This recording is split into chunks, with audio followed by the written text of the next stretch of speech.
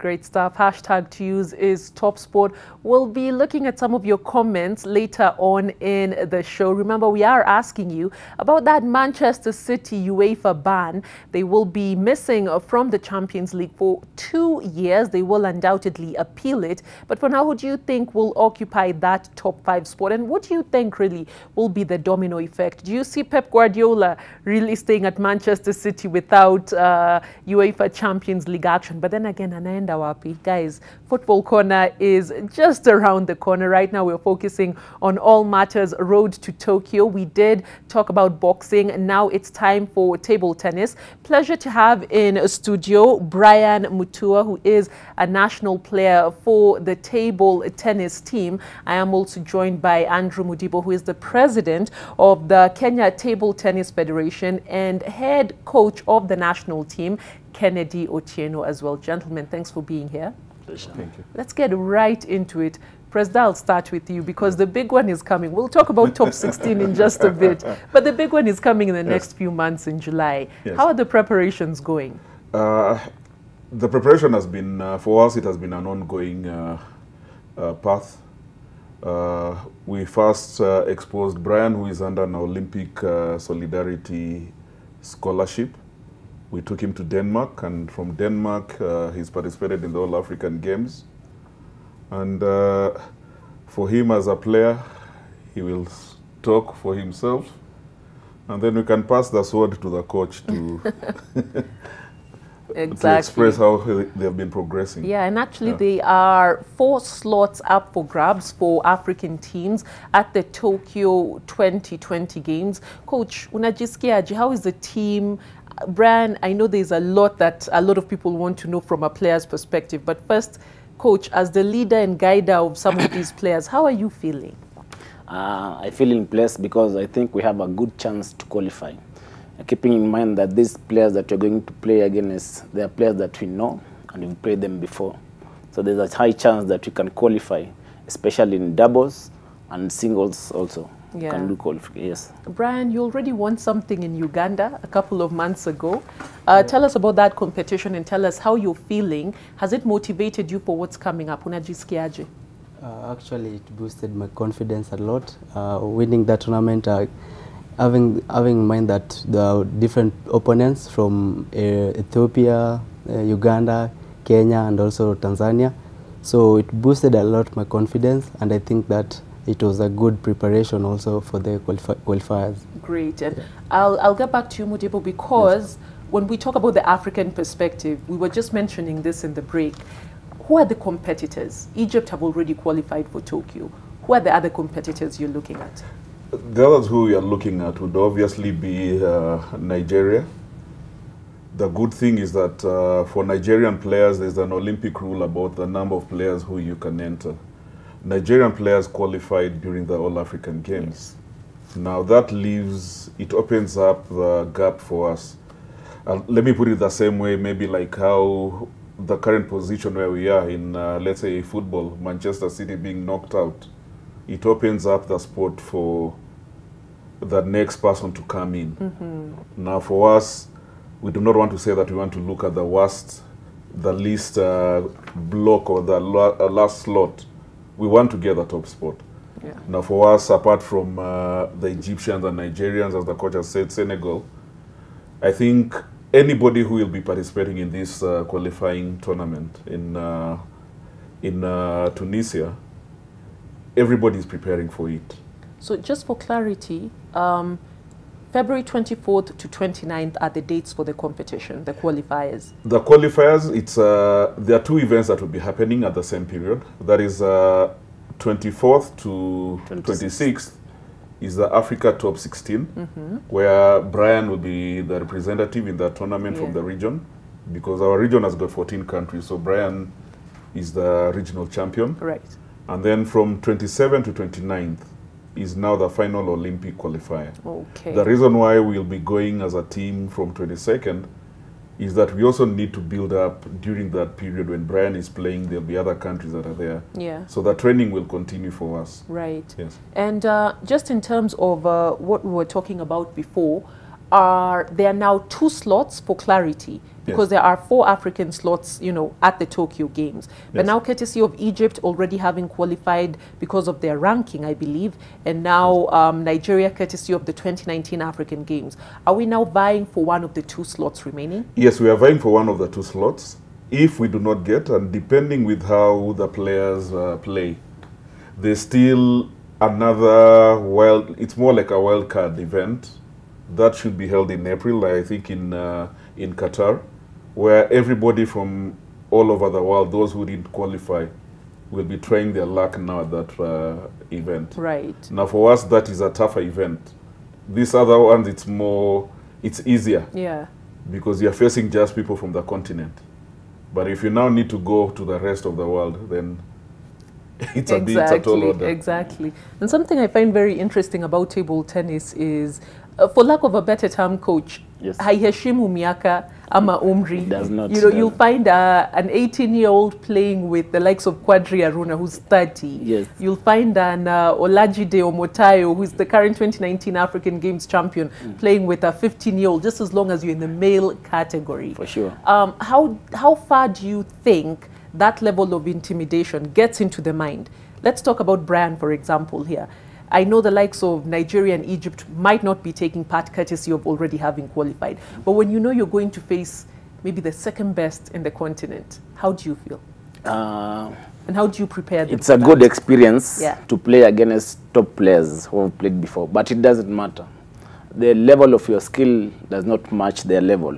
You might be having more best skills compared to them, because the little time that you've trained accurately and correctly. Yeah. It doesn't matter at the end of the day. I like that. There's no fear, no intimidation. Sure. You go into it all guns blazing. I'm sure that's what Brian here will be doing in the next few weeks in Tunisia. As you've heard, it will be the top 16 tournament first, and that will go hand in hand, or will be followed by those African Olympic qualifiers. Brian Najiskiaji, just in terms of trainings, tell us, how is a normal day for you? We're just asking if you came into the show from training. What do you go through? Nutrition yako ikoaje? And how are the rest of your teammates faring? I do believe the likes of Doreen Juma, Lydia Setei, and of course Josiah Wandera. Normally, I wake up and after having breakfast, I prepare for training. Normally, my coach here, Kennedy Kojal, is the one who trains me. And I think in the past few days I've been training quite a lot, especially physically and also game situation-wise. And I think it will pay off in the qualifiers. Also, having trained in Denmark for 1.5 months, my skills have improved quite a lot. And I think that it will help. Also, having in mind that the other players in the qualifiers also have been training, so it won't be that easy. Yeah. But I think I'll give out my best, and I hope also that I make it. Hopefully, for sure. How do you feel the differences when you say maybe you were training in the likes of Denmark for 1.5 years and then you come back to Kenya? Tuambie tofauti between the training facilities here and there. I think there's a big difference, especially when it comes to coaching. There are a lot of coaches who are experienced, and I think that helps quite a lot. And also in terms of facilities, I think when I was there, I was given some good rubbers which helped me train better, and I think when I came here, it helped me quite a lot. Because after I was in Denmark, we went for the All African Games, and I think it helped me quite a lot in the performance in the tournament. Fantastic. Speaking of training in very high-profile facilities, Mudibo, there was also talk of Jan Berner from Sweden coming to assist in terms of just guiding some of these players. We know he trained Brian. What's the progress on that, if any? When Jan came in, what we wanted, like in Denmark, Jan is the one who suggested that Brian needed to go to Denmark after he saw Brian. But what I need just to make clear for everyone is that table tennis, for you to be a good player, you must start practicing at a very young age. And that is why somebody like Jenny Combel, the 11-year-old girl who we took for the All African Games, that is where we are trying to still continue lowering the age bracket. I'll give an example of gymnastics. The younger you are, the more flexible you are, the easier it is for you to learn the coordination and everything. It is the same with table tennis. You do not expect me at my age to start playing table tennis and they expect me to compete with Brian. That one will not work. Why not? No. Dreams are valid. Guys. That is a lottery we're trying. But if we want to be more serious in terms of reaching where we want, it's not just a matter of playing. When we just play for fun, that is more of a hobby. But for us, where we are looking at as a federation is that we want to be competitive. We want to be ranked in Africa. We want to be ranked in the world. There are areas where we will get it right. There are areas where we will get it wrong. But we have to grow the sport to the next level. Yeah. There are issues in terms of investment. What are we looking at in terms of investments from primary to secondary to university to formation of clubs outside when you finish school? So all that counts. And then each area has got different parameters that have to be put in place. So it's not just a matter of just concentrating on Brian alone. Yeah. It's a whole roadmap that has to be there. Absolutely. And, you know, we're talking about just training outside, just that comparison between those different facilities. There was also a tour of China, coach, that happened in 2019. How far do you think that sort of exposure and facility, you know, goes towards just building the team generally? It was a good experience for the people who went to China, especially mostly when they were juniors. They took part in the Kenya Secondary School Sports Association tournaments. And luckily, Kenya emerged the top in East Africa for the first time for boys. That was a good exposure, and it came back and bore fruits. We anticipate for more and more. And then at the end of the day, perhaps you can get a good coach who is, the level is too high compared to most of the coaches in Kenya, who can come like for 2 or 3 months to just equip the players with good knowledge. Yeah. And finally, if you do make it to the Olympics, we know the competition is high, it's incredibly tough with the likes of China. What is your view on global table tennis? Because we know right now Asia, iko kule juu, hakuna mtu anawaguza. Do you think that we can finally, as Africa, be able to compete seriously with Asia? Yeah, we can match them. We can match them. Yeah. It's beyond reasonable doubt you can match them. And it's only through hard work for the players and dedication. Absolutely. Because all these top players like the Chinese, they play like the economy. They're communists even in training. Until the coach says we stop, is when they stop. Yeah. Like, but mostly in Kenya, players, they want to go home, so you just go home. Mental toughness, I think, also different in circumstances. For sure. Well, that being the road to Tokyo, the Olympics are coming up this year. Final sentiments, gentlemen. Brayo Wachanianza na wewe. Final thoughts on the road ahead, the next few months, starting with Tunisia in the next few weeks. I think with the training that I've undergone so far with my coach here, I think I'll try my best to qualify for the Olympics, as that will be a dream come true for me. And I hope for the best. All the best. Thank you. Mudibo.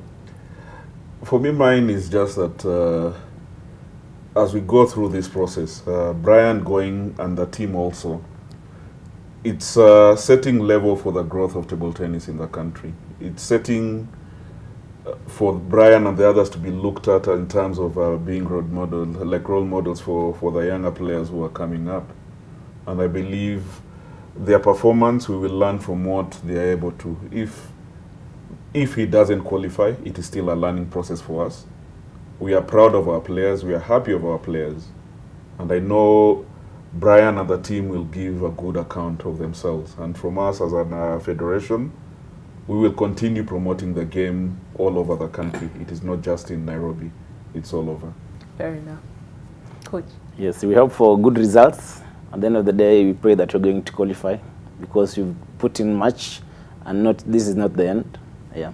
Okay, fantastic. Do keep talking to us. We are focusing on the road to Tokyo 2020. The Summer Games are coming. Major sports all over the world are focusing their efforts in terms of that. You have heard from the table tennis team. They will be taking part in the African Olympic qualifiers that will be in Tunisia late in February. So, you know, moving on from that, all the best, gentlemen.